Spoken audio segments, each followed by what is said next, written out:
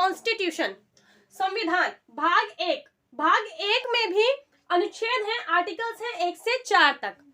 अगर हम भाग 1 को बोलें कि क्या बोला जाता है, तो संघ एवं उसका राज्य क्षेत्र, मतलब the union and it's territory. ये जो यूनियन एंड इट्स टेरिटरी है, ये भाग 1 है। इस भाग 1 में 4 आर्टिकल्स हैं, जिसमें से पहला आर्टिकल्स क्या कहता है कि भारत जो है राज्यों का संघ है। मतलब हमारा जो देश है भारत, वो क्या है, आपका यूनियन है। यूनियन मतलब कि संघ है, और राज्यों को पहली अनुसूची में रखा गया है। जितने भी राज्य हैं उनको एक अनुसूची में रखा गया, वो अलग चीज है। 3 प्रकार के क्षेत्रों को इसके अंदर रखा गया है। पहला है राज्य, जो कि हमारे प्रेजेंट टाइम में 28 स्टेट्स हैं। केंद्र शासित प्रदेश है, जो कि हमारे प्रेजेंट टाइम में 8 है, और मतलब यूनियन टेरिटरी। और तीसरा है अर्जित क्षेत्र।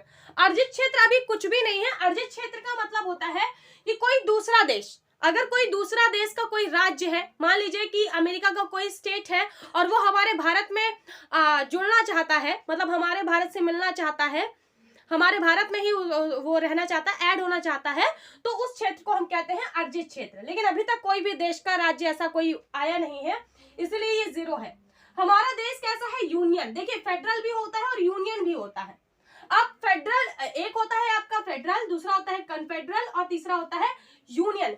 अब देखिए, इसको सिंपल से समझिए कि कन्फेडरल क्या चीज होता है। कन्फेडरल का मतलब होता है कि जैसे आपने दीवार बनाई, लेकिन उसमें ना आपने सीमेंट यूज किया, कुछ नहीं यूज किया, बस आपने ईंटें रख दिए। तो अब आप उससे क्या है, उस ईंटों को कहीं से भी कुछ भी निकाल सकते हैं, अलग कर सकते हैं आसानी से।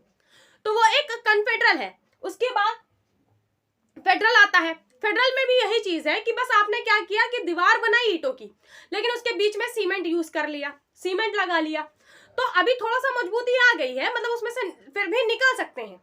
लेकिन यूनियन में क्या है कि आपने उस वॉल को, आपने उस दीवार पे पूरा सीमेंट कर दिया, तो अब आप क्या है कि अब उसमें से आप उसको बाहर निकाल नहीं सकते हो।